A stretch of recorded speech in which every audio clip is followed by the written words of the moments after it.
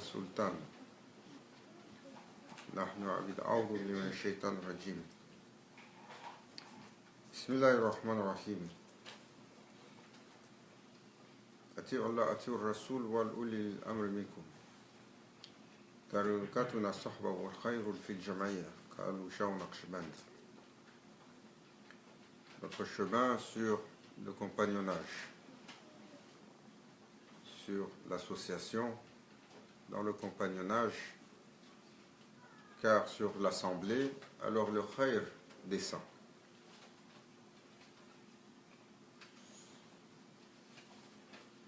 Nous sommes rentrés dans le mois de Sha'ban, car nous sallam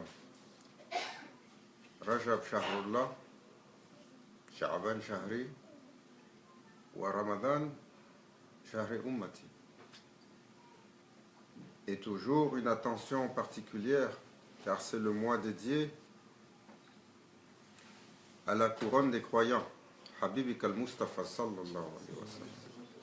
Dans ces 3 mois consécutifs qui se suivent, alors ce mois lui a été dédié. Et le prophète sallallahu alayhi wa sallam,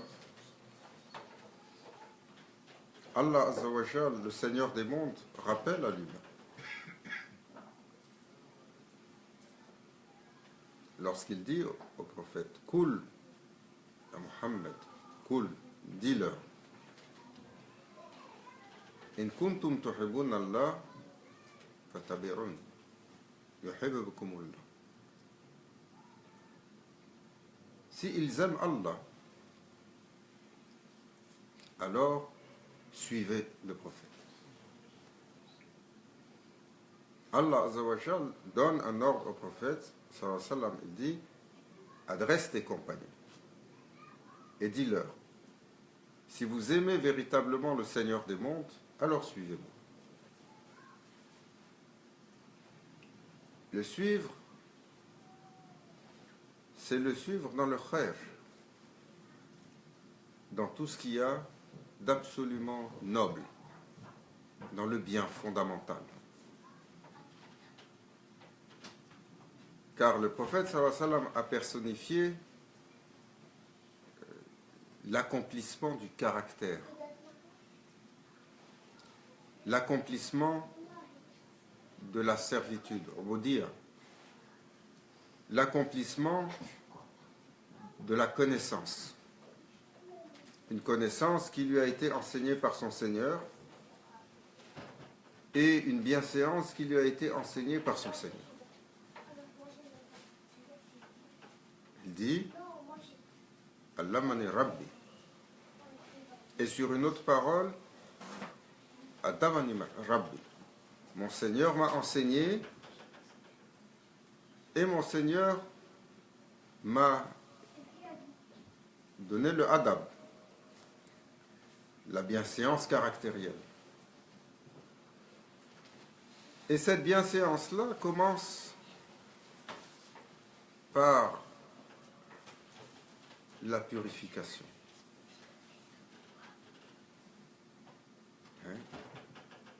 Chaque fois que l'on rentre dans le chapitre, dans la connaissance de la jurisprudence, et qu'on ouvre l'enseignement du fiqh, tout de suite, on est sur le chapitre de la purification. Une fois que vous avez manifesté votre intention, innamal a'malu binniyat, quand le prophète sallallahu alayhi wa sallam dit les actions valent véritablement par leurs intentions, tout de suite, on commence à enseigner sur la purification. Et la purification, c'est de comprendre d'abord que l'humain est un sanctuaire. Il est le sanctuaire sacré que Allah a établi. Quand Allah Azza wa Jal a fait de lui Khalifatullah, le représentant divin. Et comme chaque sanctuaire, alors son état, comme le décrit son nom, doit être ultimement le plus élevé et le plus pur. Il requiert donc un protocole car son état peut être altéré par certaines choses. Et donc, lorsqu'on apprend sur la purification, on va apprendre dans les chapitres de cette purification que devons-nous purifier, comment le purifier, qu'est-ce qui altère notre purification. Mais la majeure partie d'entre nous,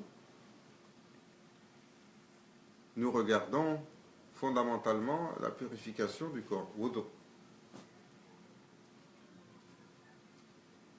De savoir que nous avons besoin de faire nos prières, alors pour cela on doit faire un lavage rituel. Et voilà ce qui brise notre wudu. Voilà ce qui l'altère, voilà ce qui brise l'état dans lequel le serviteur peut faire ses actes d'adoration et est considéré comme dans l'état de pureté. Mais le prophète sallallahu alayhi wa sallam n'a pas résumé la purification au lavage du wudu pour la salade.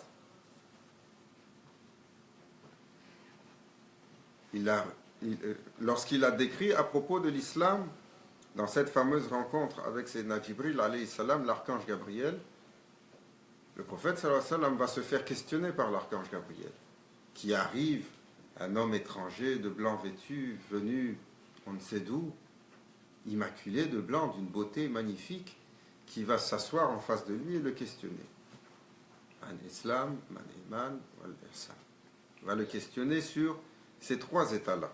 L'islam, le iman et le ihsan. Et cela va définir donc pour les musulmans sur la révélation trois niveaux particuliers.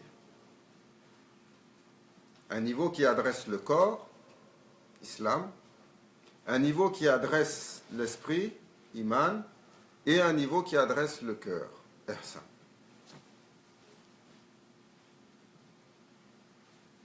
Et sur chaque niveau, alors, l'humain doit comprendre que son être est susceptible de se corrompre. Il est susceptible de s'abaisser au lieu de s'élever. Donc chaque état a une corruption et une impureté probables. La corruption et l'impureté du corps, que nous connaissons. Chacun d'entre nous doit au moins faire le rituel du lavage, prendre la douche, faire attention dans l'espace dans lequel nous vivons. La corruption et l'impureté de l'intellect. Ô combien de maladies nous avons dans notre compréhension, dans notre regard, dans notre façon de penser.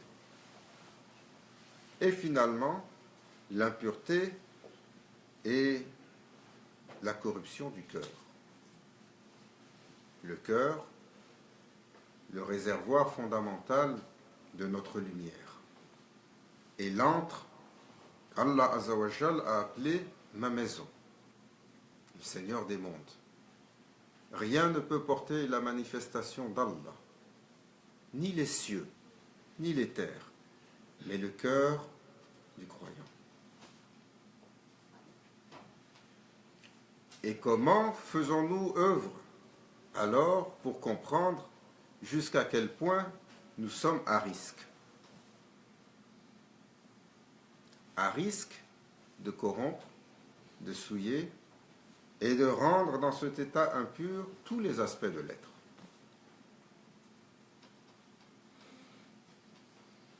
Dans le physique, le prophète sallallahu alayhi wa sallam nous a enseigné que chaque interaction ici-bas avec quelque chose que ce soit comporte une possibilité de lumière ou d'obscurité. ce que tu regardes, ce que tu écoutes, ce qui sortira de ta bouche, ce sur quoi tu vas agir, vers quoi tu vas avancer, toute relation que tu auras à travers ton toucher, sur quelque action que ce soit, est susceptible de t'illuminer et d'augmenter la pureté de ton être, ou alors de t'obscurcir et de diminuer ton état de pureté.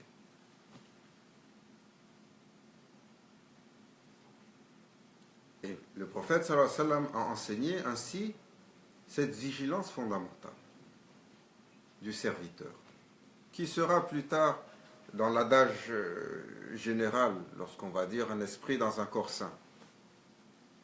Plus que ça,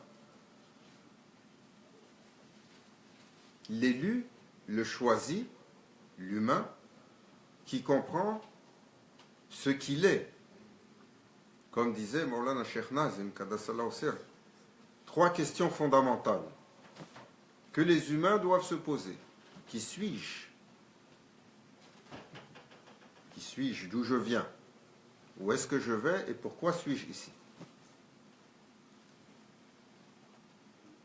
Lorsqu'il nous adressait à ce propos, il disait: tellement d'efforts sont déployés ici-bas par les humains pour apprendre à propos de toutes sortes de choses, excepté à propos de leur réalité. Docteur, bientôt. Combien de départements d'études de toutes sortes de choses? Qui étudie à propos de la réalité de l'humain? D'où est-ce qu'il vient? Oh, monsieur, ceci n'est pas métaphysique. Ça ne correspond pas à des paramètres scientifiques. Et vous nous avez fait descendre du singe. Où est le paramètre scientifique dedans? Nous demandons cela à nos sages, à nos pensants, à nos érudits, à nos connaissants, à nos docteurs de toutes les sciences, de la génétique, de la biologie. Où est la lignée qui fait que d'une créature est sortie la girafe, est sortie la vache, est sorti l'humain? Montrez-nous les tracés des résidus qui restent des créatures intermédiaires.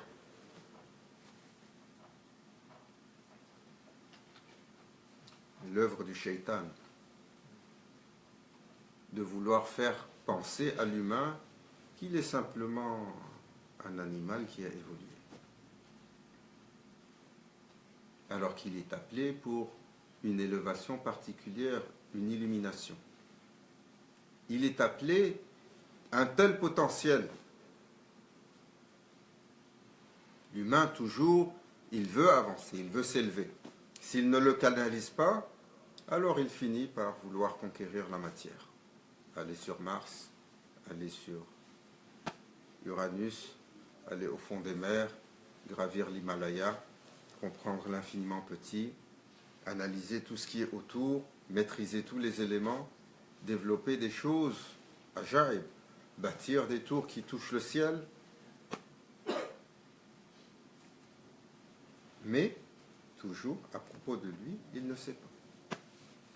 Et son potentiel si exceptionnel, si immense, perdu à transformer les lois de la matière. Pourquoi? Pour notre bien-être? Quel bien-être? Pour dormir mieux? Pour manger mieux? Pour avoir plus de fun sur nos habitudes avec nos conjoints, nos conjointes? Pour avoir plus d'entertainment et de... C'est cela pour lequel nous avons été créés? C'est cela tous les efforts que les humains déploient aujourd'hui? C'est pour cela que nous avons véritablement été créés? À côté de quoi passons-nous? Alors le prophète sallallahu alayhi wa sallam a enseigné à ses compagnons que la pureté est à propos de toute chose. Chaque élément que tu touches, de quelque façon que ce soit, avec lequel tu interagis, de quelque façon que ce soit il t'illumine, soit il t'assombrit. Donc il enseignait à ses compagnons qu'ils doivent faire attention à ceux qu'ils regardent. Donc, à garder leur regard de ce qui pourrait assombrir le cœur. Et combien de choses regardons-nous qui sont illicites aujourd'hui, qui sont rentrées dans l'entertainment collectif. Notre regard quotidiennement sur la vie privée des gens, toute la journée. Combien de choses écoutons-nous? Combien de mots rentrent dans cette oreille? Combien de sons rentrent dans cette oreille? Combien d'idées rentrent dans cette oreille? Quotidiennement. Et donner ça sur une vie. Et le plus terrible de ces outils, cette langue, combien de choses avons-nous dit les uns sur les autres? De médisances et d'histoires. Combien de futilités sont sorties toute la journée, sur nos journées? Combien avons-nous dépensé cela pour notre plaisir et nos idoles?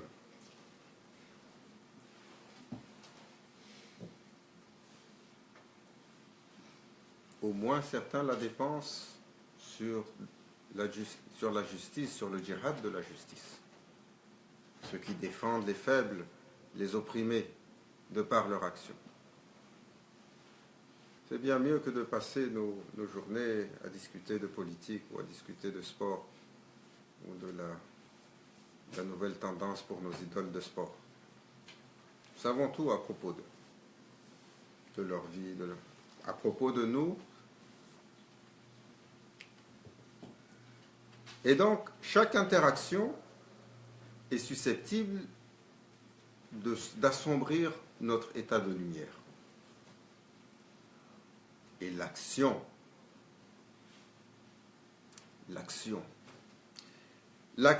qui est toujours une extension de la personnalité, et notre action qui est oppressive, qui transgresse.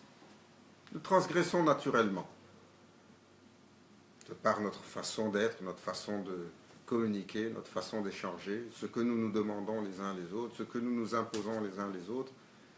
Notre rythme de vie est en train d'anéantir cette planète. Et ce n'est pas le rythme de vie de M. Donald Trump dans son palais doré en Californie, en Floride. Notre rythme de vie. Ce que nous consommons individuellement est en train de faire sombrer cette planète.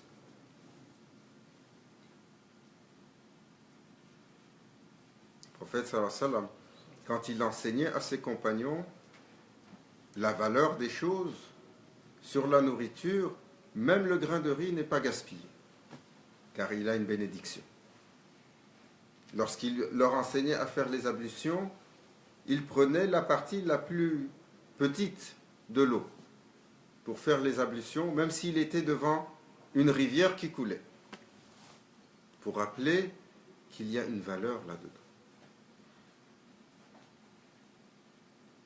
Mais nous l'avons oublié.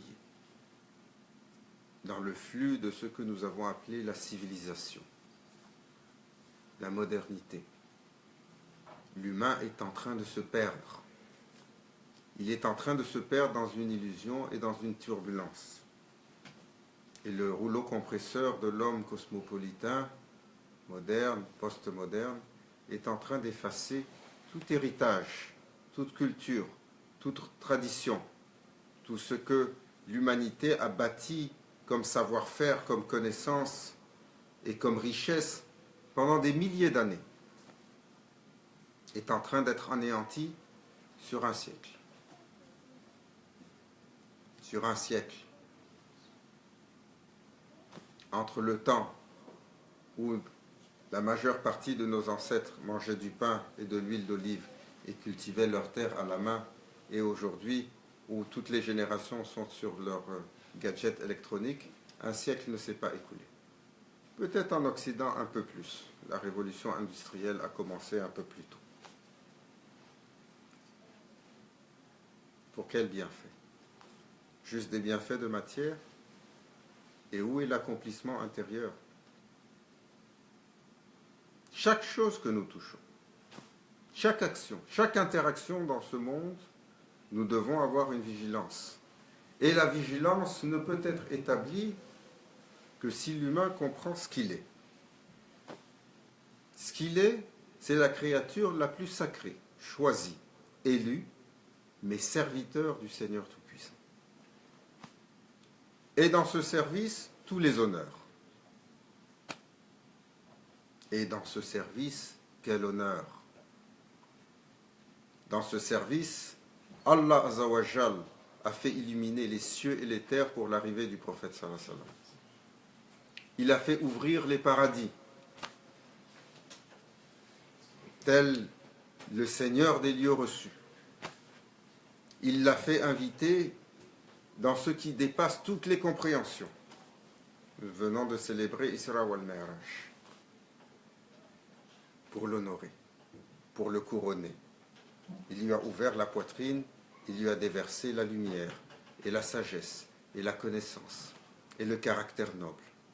Il a fait de son manteau l'humilité, qui pour nous aujourd'hui est une espèce de faiblesse.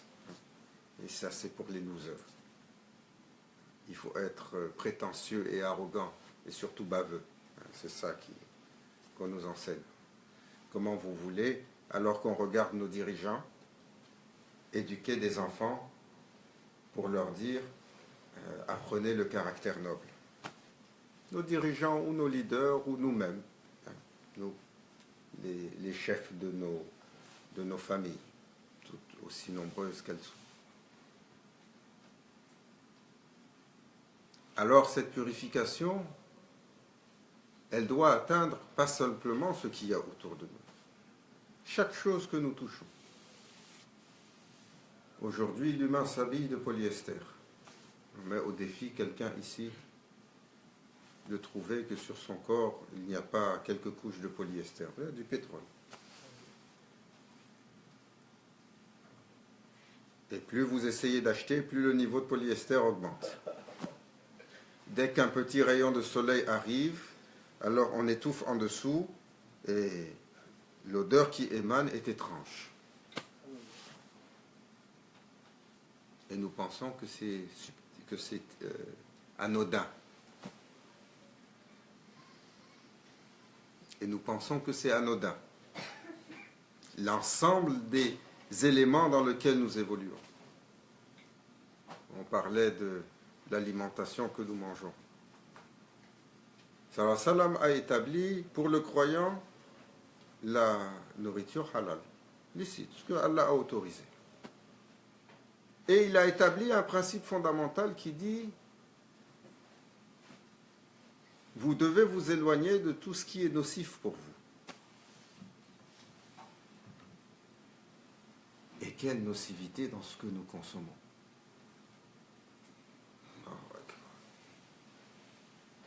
Combien de gens sont en train de mourir dans ces nations ultra développées de par ce qu'ils consomment.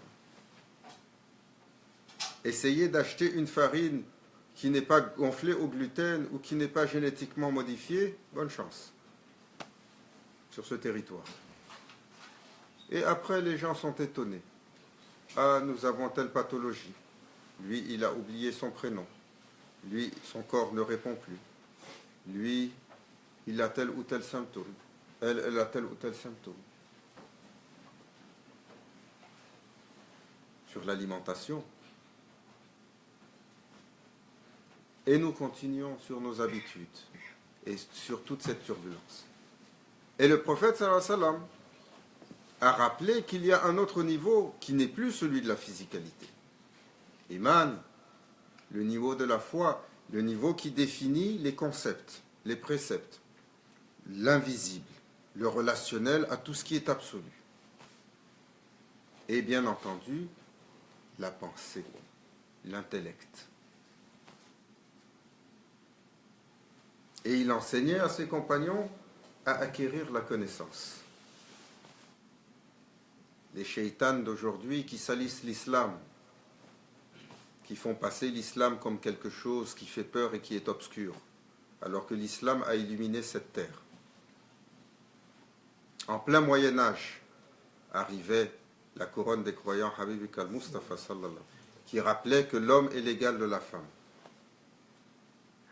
en dépit de tout ce que les hommes peuvent penser, qui rappelait que l'humain est la créature la plus sacrée, et qui a ouvert un tel chapitre de connaissance, lorsqu'il a dit « Apprenez à tous à lire et à écrire, qu'ils accèdent à la connaissance. » Qu'ils accèdent à la connaissance qui élève l'esprit, qui éloigne les ténèbres de l'obscurantisme, qui enseigne à propos de la grandeur du Seigneur des mondes, que l'humain comprenne ce qu'il est. Et même si vous devez voyager jusqu'en Chine, allez-y, à la recherche de la connaissance. Où est cette connaissance aujourd'hui pour nous? Juste celle de la matière? Elle est importante, elle nous a fait évoluer dans bien des choses.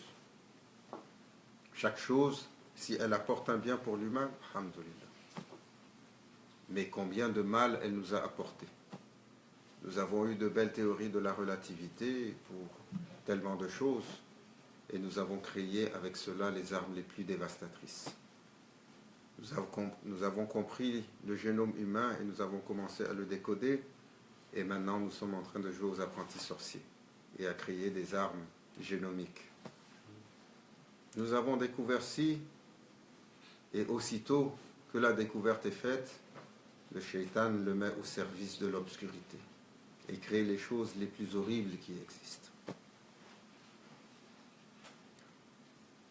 Quand il disait Maulana Cheikh, Al-Hamata Kubra, la grande guerre, qui est prédit par chaque prophète. Le prophète sallallahu alayhi wa sallam l'a appelé la mère de toutes les guerres. Maulana Cheikh, il disait, et ils utiliseront des choses dont vous ignorez complètement l'existence. Tellement ils travaillent pour s'assurer de faire du mal à l'humain. Aujourd'hui, ils ont mis sur les virus des traceurs génétiques. Et le virus, avant de rentrer pour pouvoir te dévorer, il fait un test pour voir est-ce que tu es de tel type génétique ou de tel type génétique. Si tu es comme cela, donc comme cela nos ennemis, ils te mangent. Si tu es comme cela, donc comme nous, ils t'épargnent. Ils ont leurs plans et Allah a ses plans. Et il nous a enseigné d'élever cette connaissance. D'élever cette connaissance avec la subtilité, la grâce. D'élever cette connaissance avec la sagesse fondamentale. Avec la sagesse fondamentale. Shaitan, Saïd Billah, un jour fut connaissant, le malin. Diabolo, comme il disait Maulana Cheikh quand il adressait les Italiens. Il fut nommé Azazil pour sa suprématie de connaissance. Mais dans son cœur, quelques caractéristiques sombres. Et dans son esprit, un vacuum de sagesse. Cela lui a valu la chute la plus extrême de tous les temps. Il est passé de la première place des serviteurs, à la dernière place de la création. Une leçon pour les humains. Car nous portons toutes ces caractéristiques shaitaniques en nous.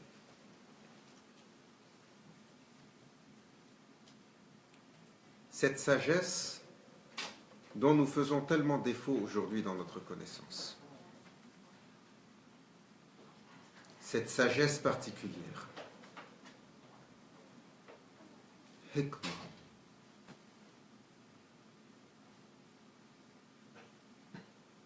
Wisdom. À propos de laquelle, la sagesse, le prophète sallallahu alayhi wa sallam a dit Raïs al-Hakmati makhafatullah. La couronne de toutes ces sagesses, c'est la crainte du Seigneur des mondes. De savoir et de mettre l'être en soumission dans un taslim au Seigneur Tout-Puissant.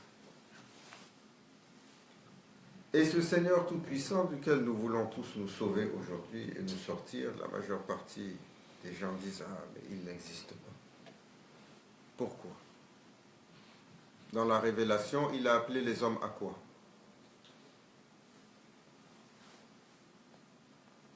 À quoi la révélation nous a appelés?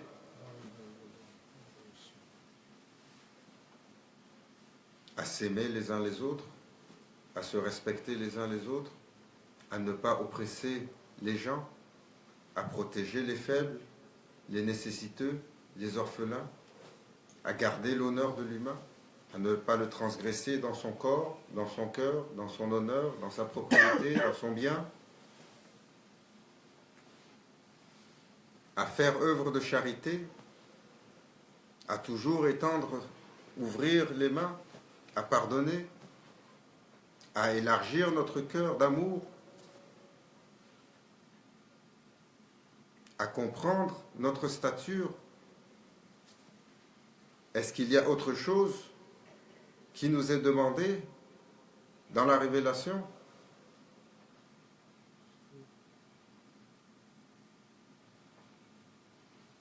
Ceux qui la condamnent, soit par ignorance, ou alors par arrogance.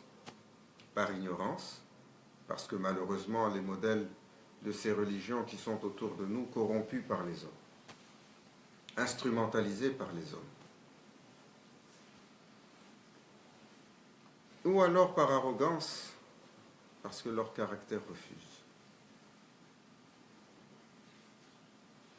Et donc le prophète sallallahu alayhi wa sallam nous a enseigné à faire attention à cette pensée,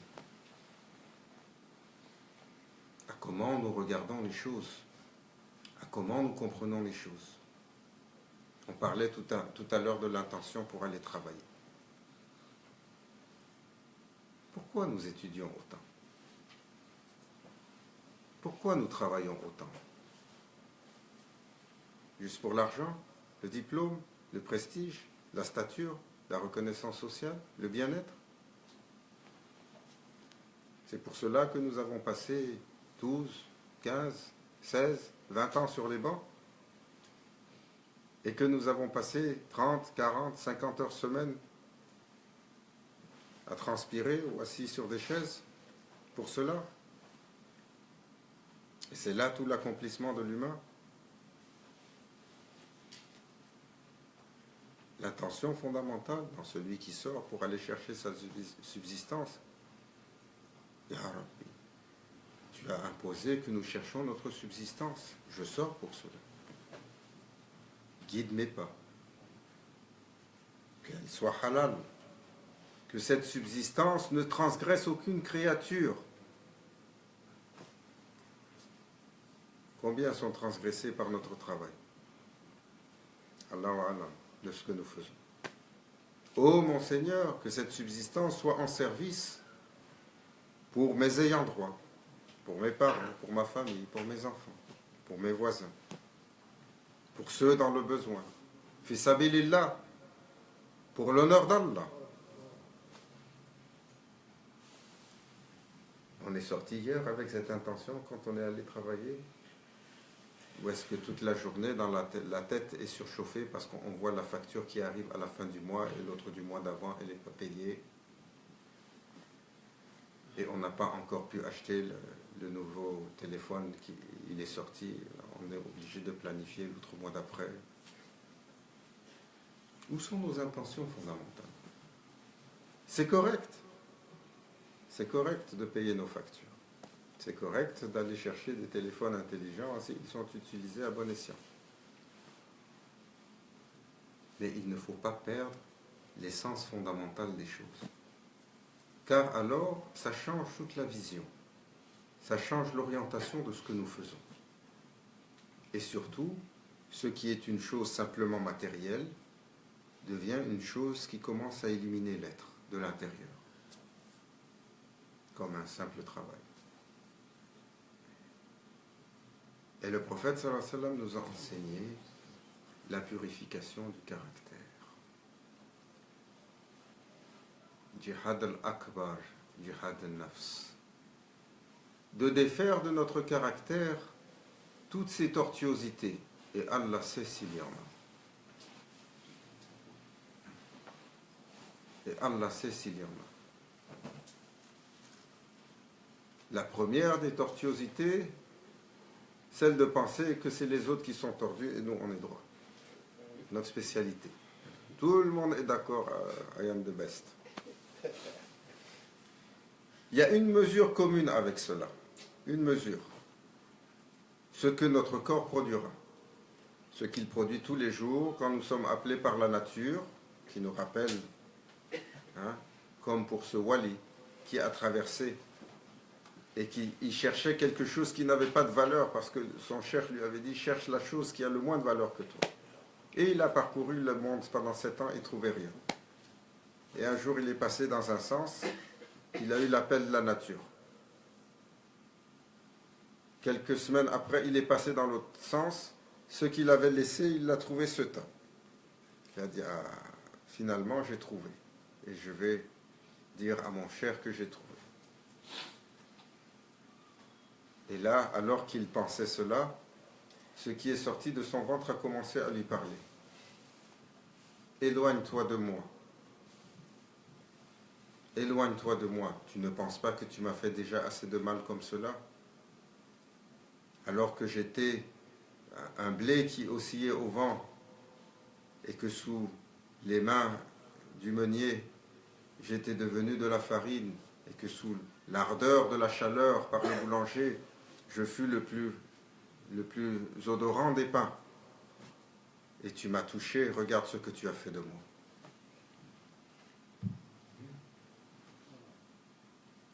C'est pas pour quelqu'un d'autre, pour nous.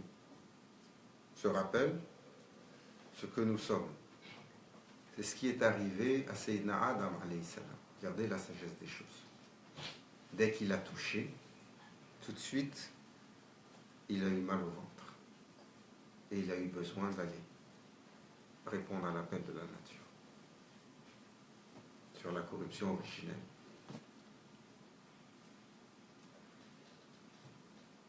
Et sur la mort. Aujourd'hui, pourquoi tellement d'efforts pour aller vers la crémation? On a peur de quoi? Le corps qui se décompose. Et le corps, il se décompose, il est mangé par ses mauvaises manières.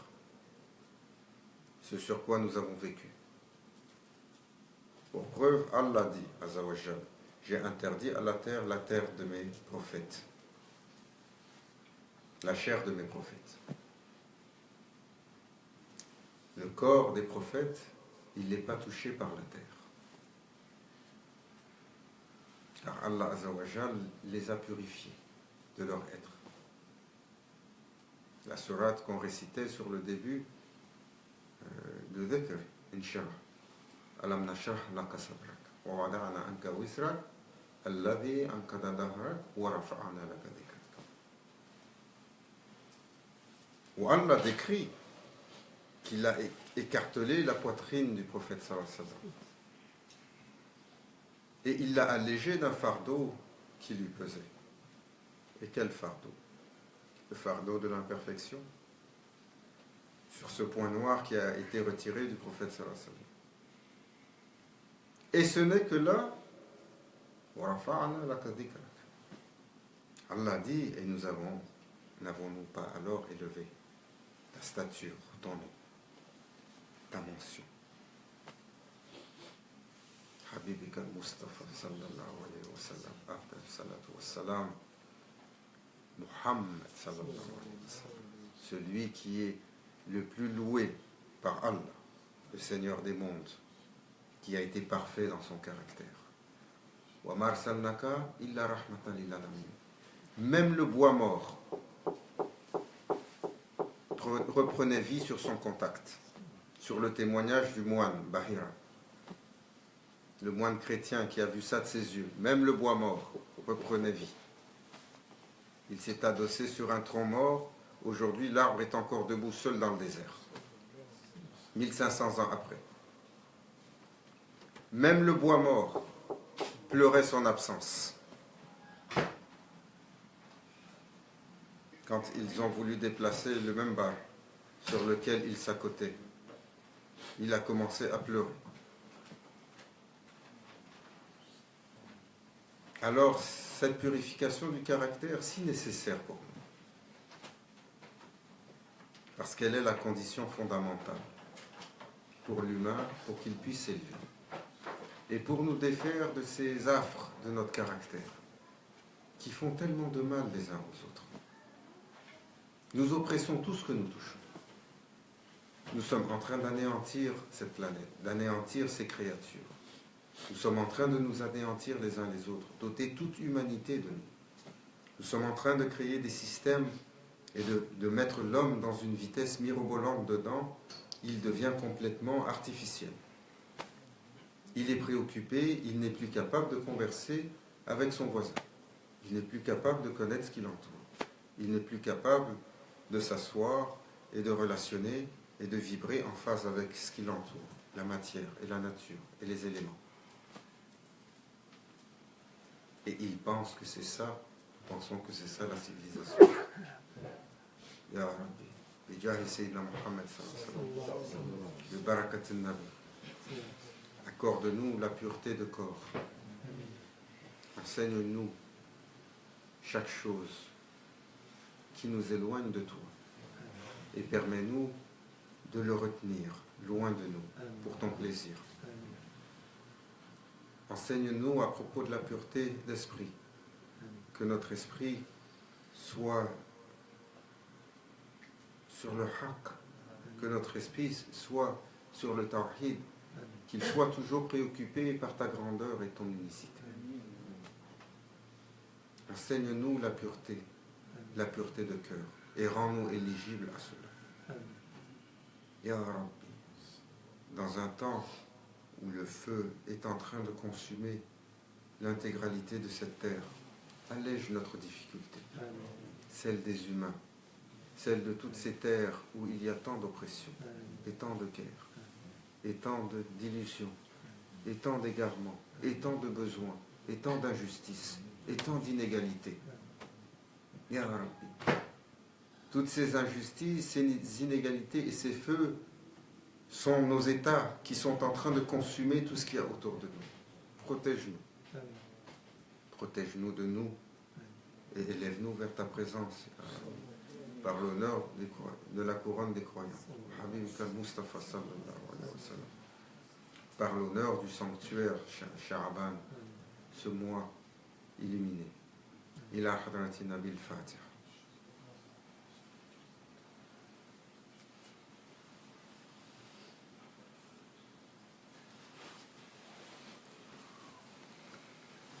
تقبل الله